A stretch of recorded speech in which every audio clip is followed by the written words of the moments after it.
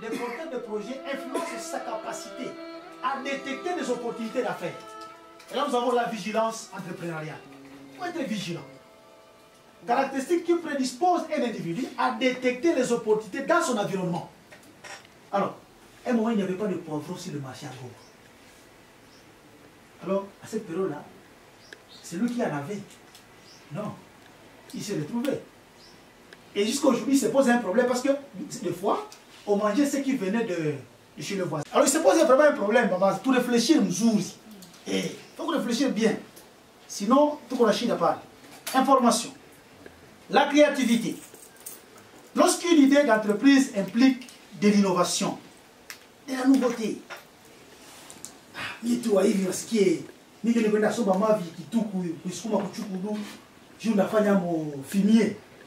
alors, la créativité. On va prendre aussi à créer. Pour citer, les sources d'inspiration d'idées d'agrobusiness. Tout projet d'agrobusiness commence par une idée. Une conception de l'esprit. Et donc, au prime abord, abstrait. Je sais quand on va échanger, il y a des amis ici qui font beaucoup d'histoires et qui sont déjà très loin. Ils ont commencé comme de l'aventure. Et c'est comme ça que ça commence. Aujourd'hui, maman avait toi, papa, pour l'entreprise. Et demain après demain, ça va donner. Nous devons continuer notre expérience. C'est toujours comme ça. À part ça, votre imagination. Il faut voir l'esprit et l'imagination. Quelqu'un a-t-il quelque chose de plus? Personnellement, j'ai retenu les sources d'idées d'agrobusiness. On a dit que tout commence par une idée.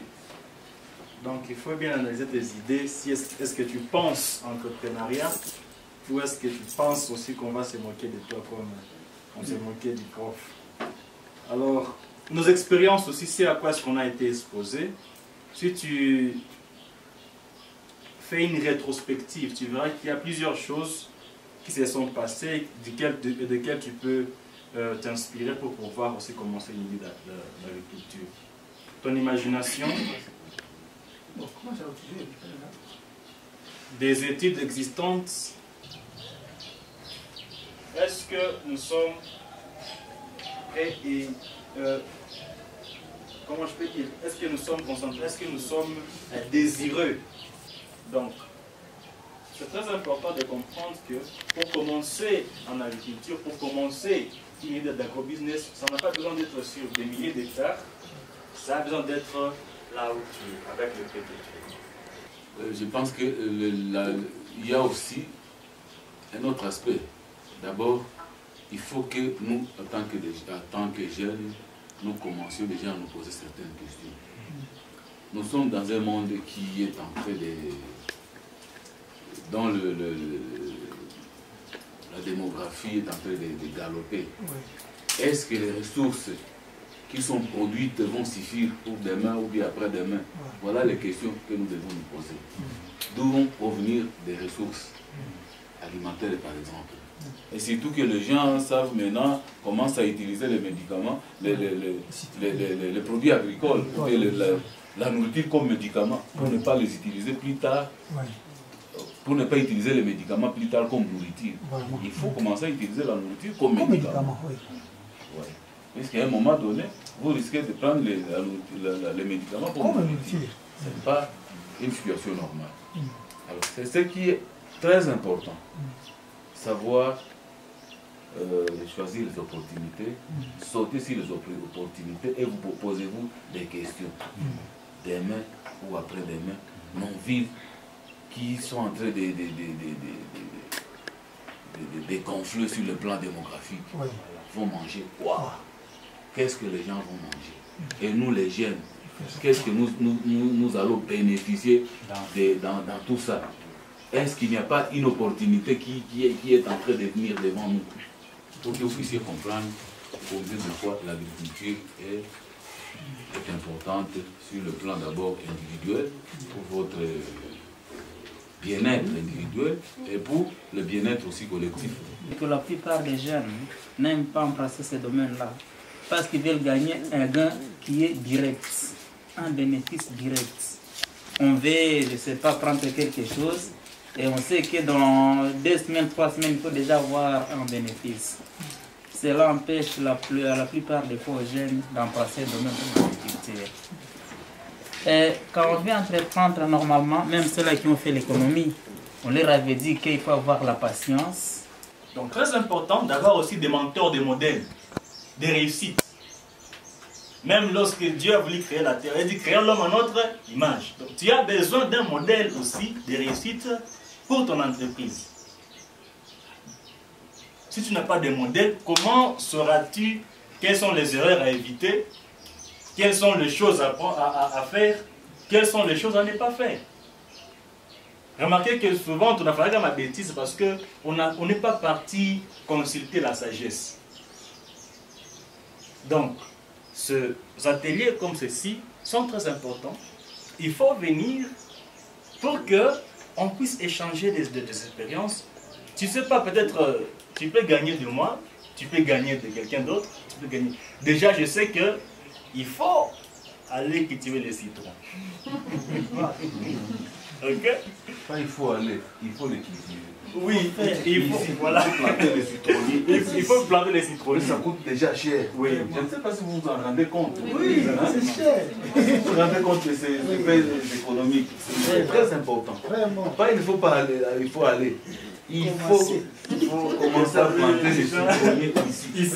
Moi, je les ai plantés il n'y a pas longtemps, quelque part ici, vers C5. J'ai planté 10 citronniers. Je sais que dans 3-4 ans, je vais commencer. Là, vous serez déjà de multiplier. Hein? Donc, vous, le nombre d'habitants de la ville de Goma ne sera plus le même qu'aujourd'hui. Donc, il y aura quelques personnes de plus. Ça suffit, les besoins vont encore augmenter. Et quand les besoins augmentent, les prix vont suivre aussi, vont augmenter. Puisque si ça n'augmente, la production n'augmente pas à la même proportion avec il y a des équilibres. Pratiquement, c'est le prix qui augmente. Et moi, je vais gagner.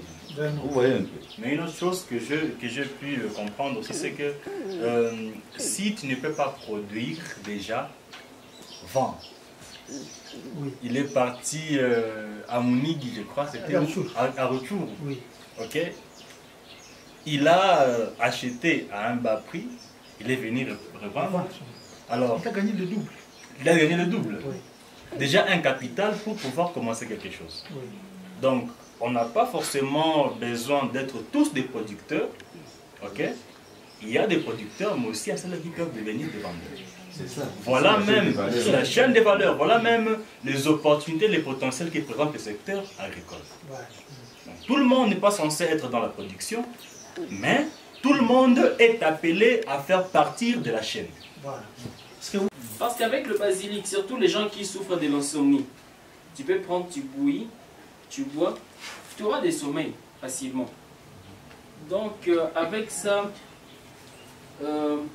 il y a aussi la plupart des choses que nous ne savons pas, que d'autres personnes peuvent nous faire. Parce que moi, j'avais su ça quand j'avais fait l'expérience. Un jour, je me suis dit, je vais prendre aujourd'hui le thé de basilic. Parce que j'avais vu sur internet qu'il y a aussi le thé de basilic. Je me suis dit, bah, je vais prendre aussi le thé de basilic. Je sais, il y a des gens qui produisent le moringa, le thé de moringa. Oui. Je vois souvent la poudre, Oui. sort toujours de la couleur verte. Oui. Mais moi, j'essaie un peu de sécher les feuilles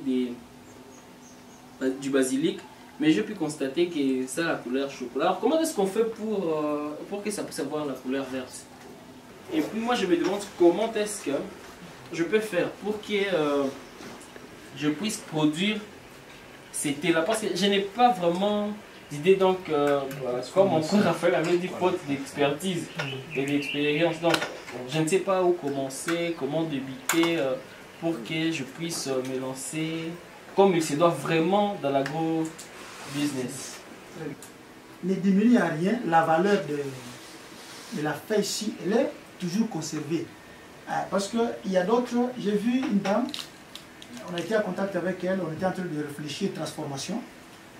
Alors, elle est en train de transformer des épices. Elle fait des épices, elle prend ceci, elle fait des épices. Quand vous venez chez elle, vous venez payer des épices. Ce que vous allez acheter là, ça contient déjà tout. Ça contient céleri, ça contient poivron, ça contient... Elle a déjà réussi à faire ça, à Goma. Elle est en train de faire cette expérience-là.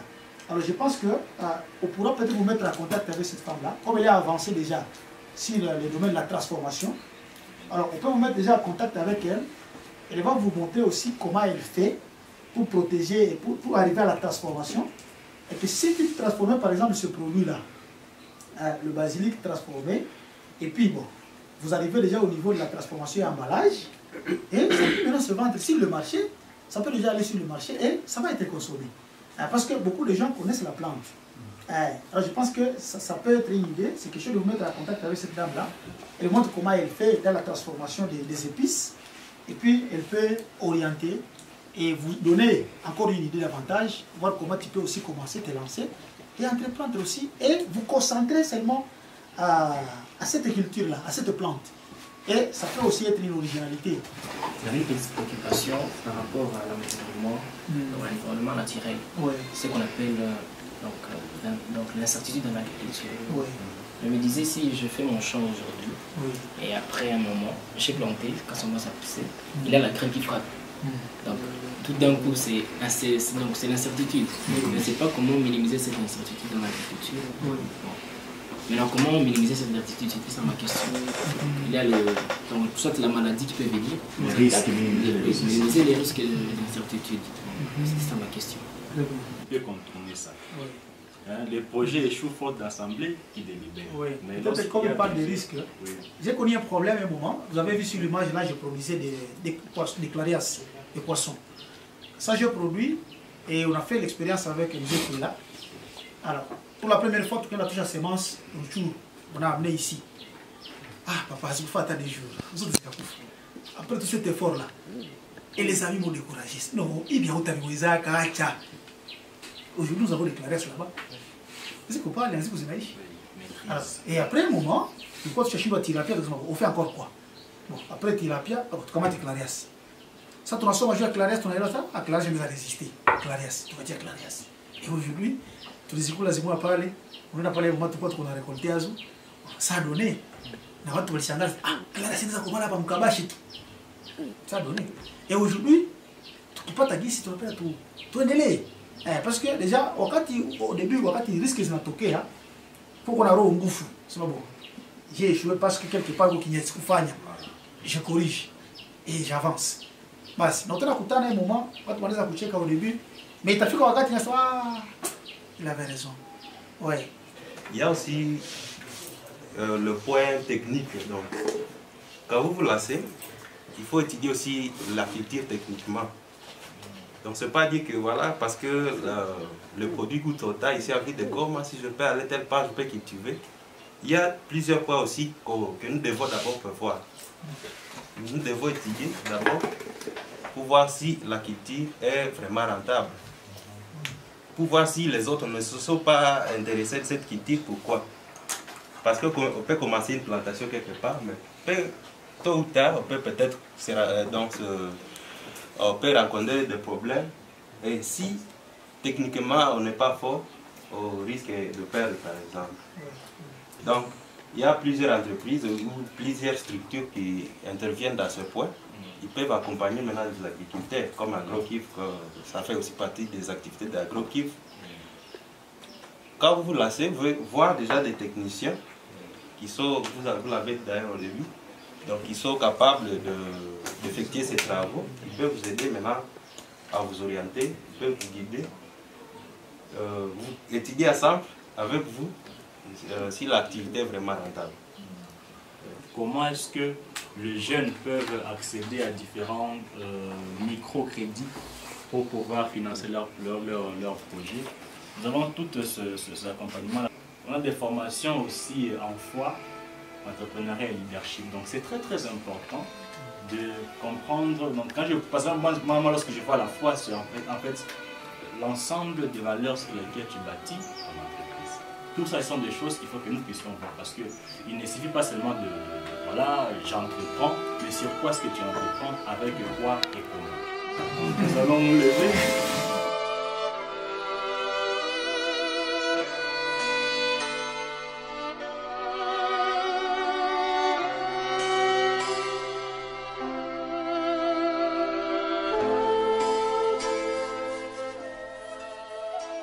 Je suis Papi Mahamba, je suis le coordinateur de IPAD RDC, une structure qui encadre les jeunes. C'est une structure des jeunes professionnels pour le développement agricole et nous avons plusieurs activités dans le secteur agricole. Alors nous sommes retrouvés au niveau du FORDAF parce qu'on travaille en partenariat avec AgroKivu. Alors nous sommes venus parce qu'il y avait un atelier auquel on devait participer.